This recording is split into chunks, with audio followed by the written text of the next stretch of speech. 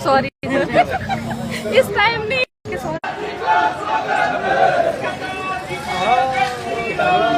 अच्छे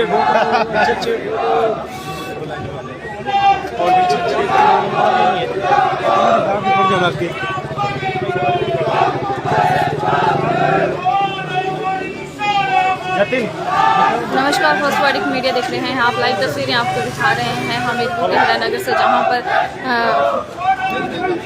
राष्ट्रीय अध्यक्ष जेपी नड्डा पहुंचने वाले हैं। उनके स्वागत के लिए केंद्रीय मंत्री अनुराग ठाकुर यहां पर खड़े हैं। लाइव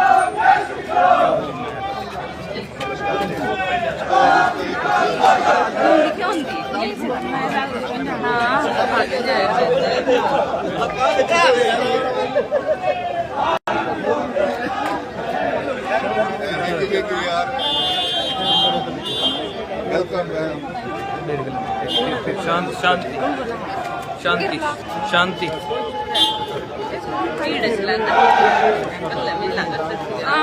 हम बहुत आगे जा रहे हैं। चलो आप धीरे धीरे आगे चलते रहो। पगले चौक से होगा शायद, तो वहाँ से लेके आएंगे। फोन पे चार्जिंग नहीं है।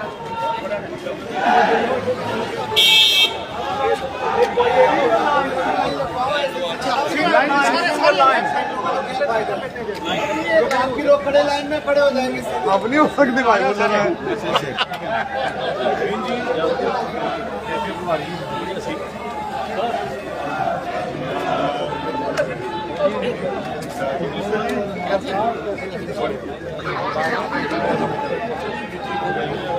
वापिस आ जाएंगे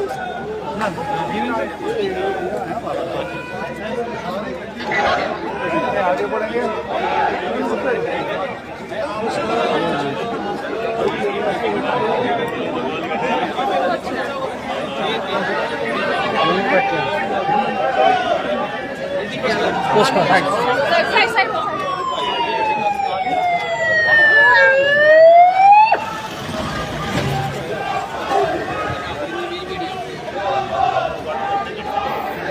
सब गेट का जो बंद है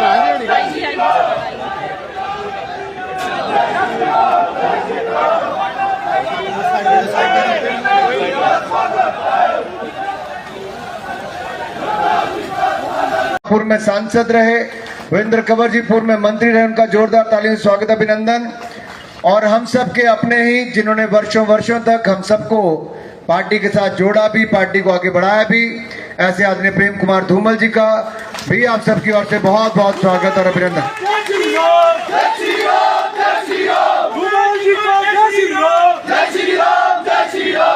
मित्रों, हम सबको इस बात का गर्व होना चाहिए कि आज हम उस पार्टी के सदस्य हैं जिन्होंने पिछले 20-25 सालों में, कईयों ने 40-40 साल से ज्यादा समय भारतीय जनता पार्टी को आगे बढ़ाने के लिए दिया, जो शायद कभी सोचा ना था। आज हम उस मुकाम पर खड़े हैं। दुनिया का सबसे बड़ा राजनीतिक दल भारतीय जनता पार्टी बनकर उभरा है। भारतीय जनता पार्टी जिंदाबाद, जिंदाबाद, जिंदाबाद। जो कभी सोचा ना था कि पूर्ण बहुमत की केंद्र में अपनी सरकार होगी, वो आप सबके आशीर्वाद से एक बार नहीं, 2-2 बार मोदी जी के नेतृत्व में बने। और जो हमने कभी सोचा ना था कि छोटे से प्रदेश से भी कभी कोई दुनिया के सबसे बड़े राजनीतिक दल का राष्ट्रीय अध्यक्ष हो सकता है, तो आदरणीय नड्डा जी हमारे यहाँ से राष्ट्रीय अध्यक्ष भी बने। ये संकेत उस दिशा में है मित्रों कि भारतीय जनता पार्टी में जिसकी काबिलियत है उसको आगे बढ़ने का अवसर मिलता है। राज्य छोटा है या बड़ा है, परिवार कौन सा है या नहीं है, इससे कोई फर्क नहीं पड़ता।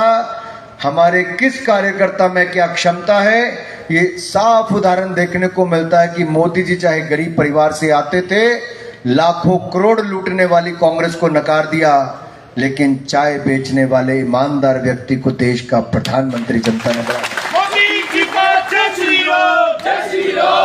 लेकिन अब एक सबसे बड़ी जिम्मेदारी हम सबके ऊपर आई है।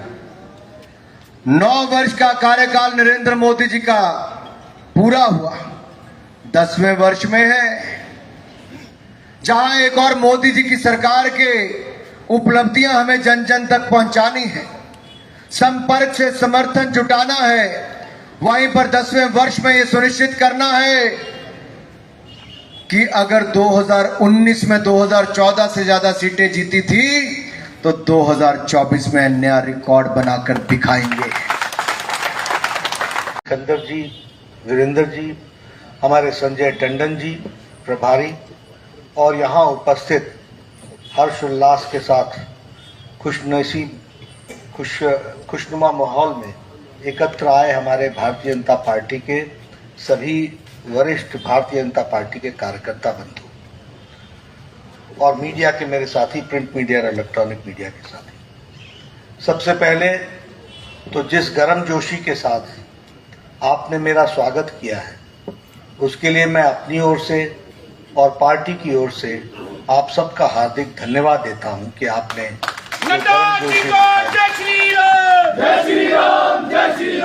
मैं देख रहा था आप सबके साथ मुझे लंबे समय काम करने का मौका मिला है।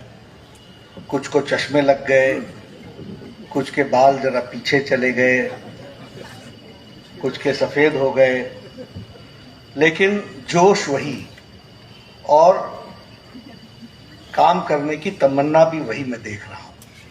ऐसे अपनों के बीच में जब आने का मौका मिलता है तो बहुत खुशी होती है और अच्छा लगता है कि जहां से मैंने पार्टी में काम करना शुरू किया वहां अपने कार्यकर्ताओं से मिलने का अवसर मिले और जब आपके चेहरे पर मैं खुशी देखूं तो मैं भी बहुत खुश होता हूं और मुझे भी अच्छा लगता है। पुनः आप सबका बहुत बहुत धन्यवाद। अभी अनुराग जी ने आपके सामने सारी बातें रखी हैं, मैं कोई विस्तार से इन सब चीज़ों के बारे में चर्चा नहीं करना चाहूँगा अभी, क्योंकि आगे मौका मिलेगा और आप सबसे बात करूँगा। लेकिन मैं इतना ज़रूर कहना चाहता हूँ कि हम सब लोग जो भारतीय जनता पार्टी में काम कर रहे हैं उनको अपने आप को बहुत खुशनसीब समझना चाहिए। और मैं सिर्फ कहने के लिए नहीं कह रहा हूँ, अब कोई पार्टी देश में ऐसी पार्टी नहीं रह गई जो विचार युक्त पार्टी है। सत्ता को हासिल करने के लिए किसी भी तरीके का कॉम्प्रोमाइज करने के लिए तैयार पार्टियां हैं, लेकिन ये अकेली भारतीय जनता पार्टी है जिसने भारत के विकास और भारत के विकास के साथ कोई समझौता न करते हुए राष्ट्रीयता को अपना प्रण समझ करके आगे बढ़ने का काम किया है। तो आजकल कांग्रेस और कम्युनिस्ट एक साथ चुनाव लड़ रहे हैं, विचार की शून्यता कहां पहुंच गई, कौन किससे मिल रहा है, कौन किससे जुड़ रहा है। विपक्षी एकता की बात, 5वीं अर्थव्यवस्था हो गए और ब्रिटेन का प्रधानमंत्री अब यह कहता है कि समय दूर नहीं है जब भारत अपने आप में तीसरी अर्थव्यवस्था बन जाएगा। इस तरीके की बात मोदी जी को जय श्री राम, जय श्री राम, जय श्री राम। जो बाइडेन ऐसे नहीं कहता जब एयर इंडिया 400 एयरबसेस की 400 ही है ना, 470 एयरबस और बोइंग का ऑर्डर कौन देता है? भारत। देखो भारत कहां जा रहा है। और जो बाइडेन क्या बोलते हैं, इससे इस ऑर्डर को आने से इंडिया से हमारे अमेरिका की इकोनॉमी में सुधार आएगा और हमारे यहां एम्प्लॉयमेंट भी जनरेट होगा, ये वो कहता है। यूरोप के नेता कहते हैं कि यह हमारे यहां क्रांति लाएगा। ये बताता है कि भारत की बदलती तस्वीर कैसी है। स्टील में हम चौथे नंबर से दूसरे नंबर के मैन्युफैक्चरर बन गए। अभी हमारे अनपढ़ लोग कभी इकोनॉमिक्स की बात करते हैं तो मैं कहता हूं कि इनको कोई अर्थ नहीं है, कई बार ये चर्चा कर देते हैं। अमेरिका का ग्रोथ रेट 1 से कुछ ज्यादा है और भारत 7.2% पर खड़ा है विकास दर में। इस बात को भी समझना, इन्फ्लेशन हमारा 4% से नीचे और बाकी देशों का इन्फ्लेशन 11%, जर्मनी 11%, रशिया 10% से ऊपर। अमेरिका भी अपने आप में इन्फ्लेशन में आ गया और हम एक ब्राइट स्पॉट की तरीके से दुनिया की अर्थव्यवस्था में मौजूद है। मैं आपसे इसलिए चर्चा कर रहा हूं क्योंकि अगर अंतर्राष्ट्रीय दृष्टि से, अब लोग कहते हैं कि आर्थिक दृष्टि से हम कैसे सबल हुए। भारत ऑटोमोबाइल के मार्केट में दुनिया में तीसरे नंबर पर खड़ा है, जापान को पछाड़ के। मोबाइल आज से 9 साल पहले 92% बाहर बनकर के आता था, आज 97% मोबाइल भारत में बन रहा है और एप्पल भी भारत में बन रहा है। यह परिस्थिति आकर यह बताता है बदलती हुई तस्वीर का। लेकिन मैं आपको अंतर्राष्ट्रीय के विषयों के बारे में चर्चा करूं, यह जरूरी नहीं है, लेकिन यहां बताना चाहूंगा मैं कि 12 करोड़ इज्जत घर देने का काम नरेंद्र मोदी जी की सरकार ने किया। आप सोचिए कैसा भारत होगा 9 साल पहले, जब 12 करोड़ महिलाएं अपने दैनिक जीवन के कार्यक्रम के लिए खुले खेतों में जाया करती थी। कैसा भारत होगा? और 12 करोड़ महिलाएं नहीं, 12 करोड़ महिलाओं के साथ उनके बच्चे भी होते थे। अगर किसी ने महिलाओं को इज्जत देने का काम किया